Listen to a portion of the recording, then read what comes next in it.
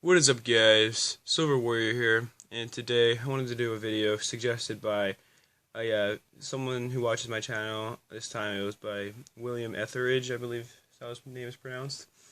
And so thanks for suggesting this video, it's a good one. So let's get into this. What I'm going to be discussing today is what silver you should avoid.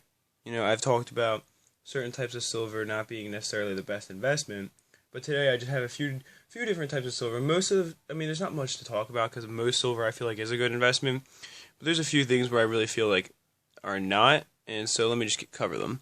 First of all, the unique poured silver bullion. I'm sorry, I just can't get into it personally.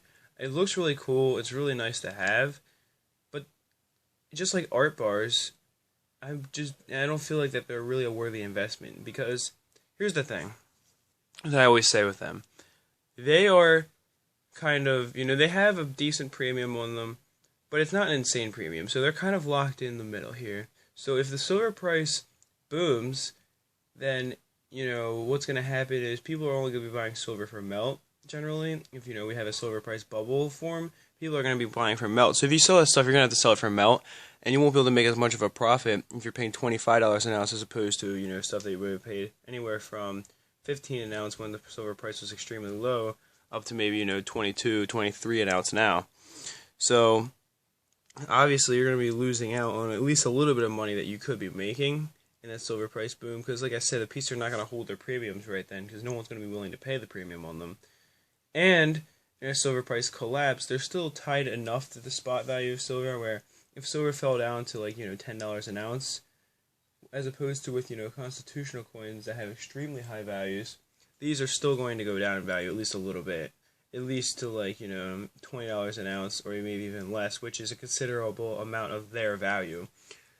Other coins, if they drop $5 in value, it wouldn't matter because they're much more valuable. But that's literally 20% of the coin's initial value anyway. So even if it did hold a good premium still, it still is going to at least lose some of its value. I can promise you that in a total silver price collapse situation. Also, I feel like that whole silver is a fad, like I've talked about before, avoiding silver stacking fads. I really do feel like that is one of them, because, sorry about that, but I feel like that it is a fad just simply because the fact it hasn't been around that long, and it's not the biggest thing in silver. It's more like a trendy thing, I feel like, to get in silver, as opposed to real investment at that point. I feel like it's just kind of like a joke.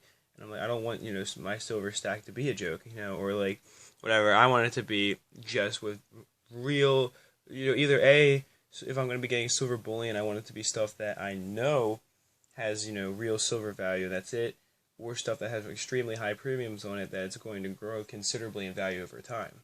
But that's just me. Now, another type of silver I would suggest avoiding is just the sterling silver stuff.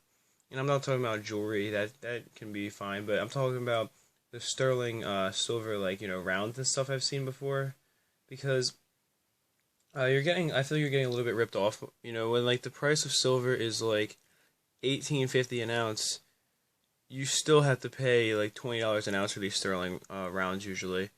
At least that's what I know. When a coin shop I went to when I was buying silver bullion from them, they had some sterling rounds that they were selling for $20 a piece when spot was $18.50. And so, as opposed to comparing the price of it to spot value of silver, they just simply, kind of have a locked value. And I'm pretty sure that I could get pure silver bars for around the same cost. So I would not want to, buy 92.5% silver. Plus, those are going to be extremely hard to use in an economic collapse. I mean, you could say, well, they have a little bit less silver than them, so they're fractional pieces. Yeah, but who's going to really know that they're sterling silver? And plus, to get all the silver out of them, you have to melt them down. It's not like old U.S. coinage. Pretty much everybody at least knows that they used to put silver in it. I know a lot of people who have realized that. Whether or not they've waken up to, the fact that our wealth's not, our currency's not tangible, sure, they haven't realized that. But they at least know that we did used to have silver in our coinage. Most people do understand that. So, anyway, I just recommend avoiding that, definitely, because I just feel like that, is not really a worthy investment, personally. And I feel like you're getting ripped off of it. Big one that I always talk about is fractional silver. I'll just go over it quickly, but, the fractional pieces just really are not worth it at all. their premiums are extraordinarily high. Sometimes you'll be paying 1.5 times the melt for the silver. So, and it's just pure generic bullion. So really, there's no reason why you're paying anything more besides the fact that you think well, I can barter in any kind of class with this. Well, no, because you could just use old silver coinage. And everyone says, well, who's going to recognize it? Well, I feel like that it's going to become generally accepted that coinage from 64 and before, excluding Kennedy halves and nickels, has 90% silver in it. I mean, because I feel like that enough people already know now, and especially in economic class, when people are starting to become more and more aware of silver, everybody's going to be forced to wake up.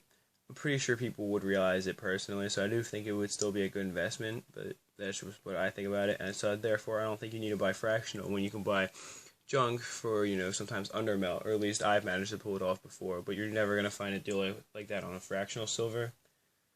And another thing I want to talk about is, I guess you could say, it's not entirely like the whole system, but I feel like that you might be investing in things like Canadian maples and American silver eagles wrong, because people who buy them in bulk, 500 of them, and expect that they're gonna double in value in the next 10 years, it's not gonna happen. I'm sorry.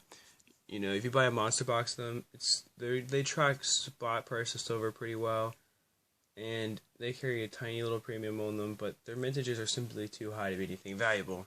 So I'd recommend avoiding those usually, unless you're buying it for generic bullion.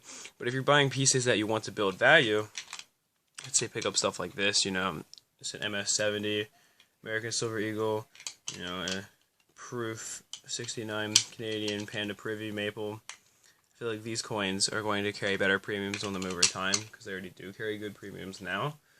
And they're constantly building value, especially, in the next 5 to 10 years, they'll be worth a lot more, because there's very few coins like that, like those particular ones.